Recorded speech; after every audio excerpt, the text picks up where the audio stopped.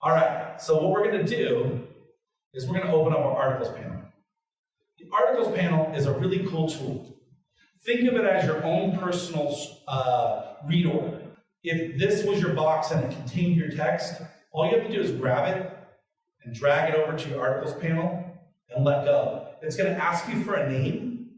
That name, when you're in the tags tree, you see section or part or article.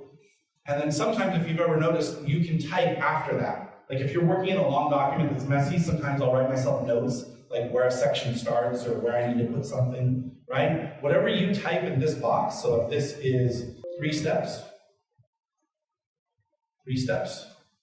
that's what's going to show up in the tags tree in the comment on that tag, on that figure tag. And then you can take this next one and drag it over. Now, if I drag it underneath, it's going to be its own object. It's going to be another section tag. But if I drag it up here to right there and let go, now it's part of that object.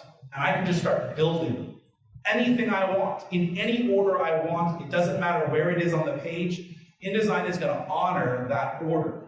So if I've got a complex graphic and I want them to go over here and then down here and up here and to the bottom left and the top right, and it's not a logical thread, I can use the articles panel to make it do exactly what I want. Now, I will say that with a caveat because there have been times where every single one works except one.